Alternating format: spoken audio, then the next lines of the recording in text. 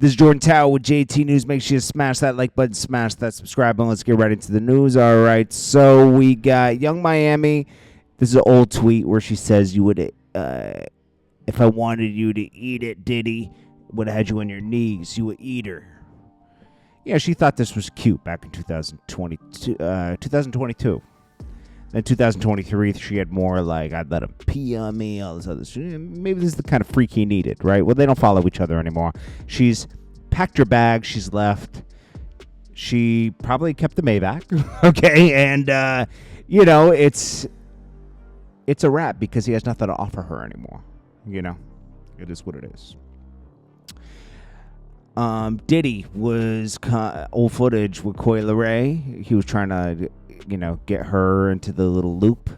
Coi Leray godfather Busta Rhymes let Diddy know that she has off limits. That is the furthest from the truth, because he proceeded to do a sexual song with her. Don't forget that, okay? Busta Rhymes is not a good person either, just so you guys know, okay? He's a horrible person, okay? There's still an unsolved cold case of his so-called best friend that was his bodyguard. That he knows who did it. He knows who did it. Well, he left it as a cold case. It happened at a video shoot.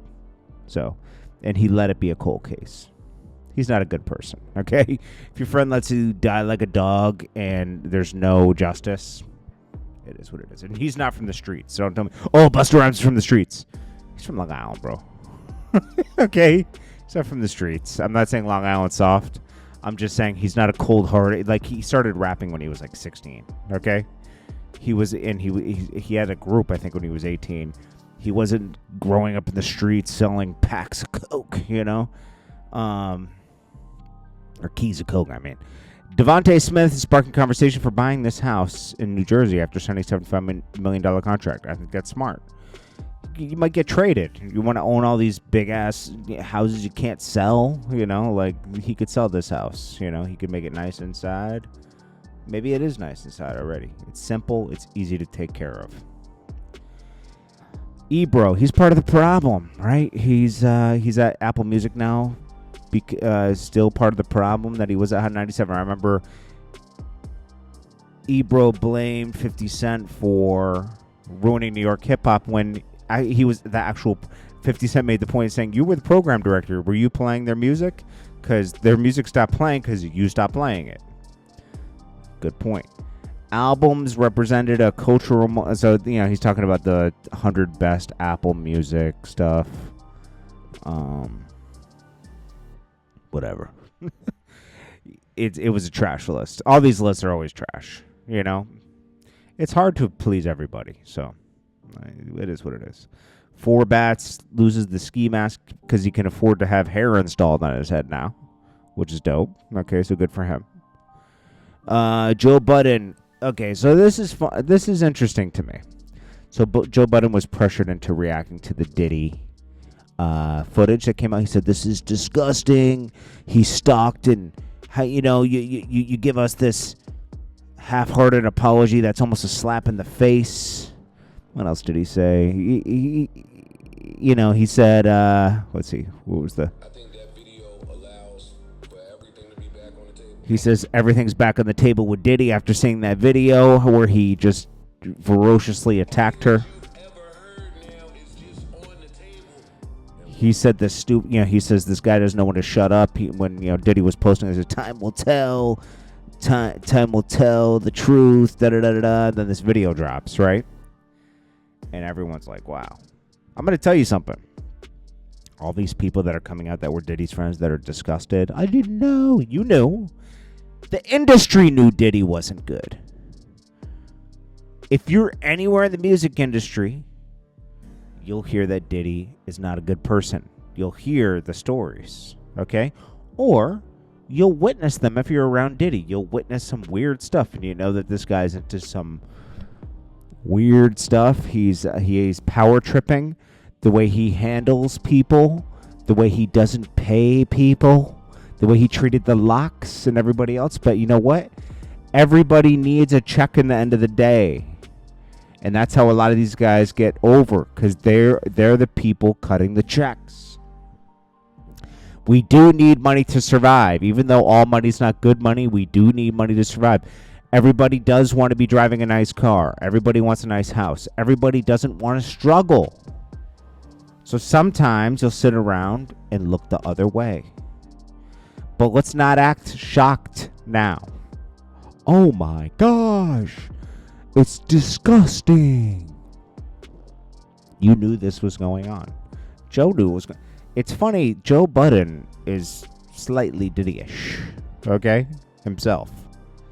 Let's just be honest. He is. And to be criticizing somebody for something you've done yourself, I don't think it was as bad. It's interesting. It's interesting. It's interesting to be guilty of this. It's almost like a killer. It's almost like a serial killer commenting on another serial killer's killings, being like, it was disgusting. I can't say that Joe Budden doesn't treat people so great either. Look how he treated Rory and Mal. Diddy and Joe Budden are similar. I wouldn't say he's as bad, but give Joe Budden $1 billion and see what happens, Joe Budden power trips as well. Rory and Mal, you might not like them, but they did start the podcast with him, and they did deserve something. And he tried to keep them on salary. He tried to use them to get to a certain place and then not cut them in. Some people stayed quiet because they want the check.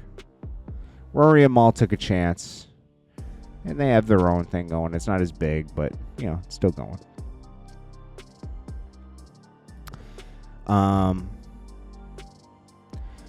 Joe Budden goes, do we send this? And Joe Budden also, he also says in there, I like this, the lie of black excellence. It's not black excellence with Diddy and Jay-Z. What it is enhancing their pockets by using people's emotions of black excellence. And I think that's almost like some pastors who use your belief in God to collect money for themselves so they can buy a jet and a Rolls Royce. Not everything's good. Some people do good for their people, Some people collect money and do give backs in the hood and give people opportunities to learn computer programming, different stuff, so they can get out of the hood or have the same opportunities that others have and better schooling that they're not offered in their areas. Some people, you got to start with the foundation. You can't just give people a handout and expect to fix things. I like people who go back and start programs and everything in the hood. So people have boys and girls programs and different things to learn different things. So they're exposed to these things. It's all about exposure. I would have never, if I hadn't started interning when I was in my teens, I would have never been exposed to all this stuff so I could start doing music videos at an early age, I was exposed because, you got to seek, you got to have the opportunity there. And I found opportunity, And once you're exposed to it, but if you like it, it could be a new career path for you. It could be a new path in life, Sorry to go off on that tangent, but I just don't like it when people actually don't do change. But they say, I bailed all these guys out of the jail. And that's not enough.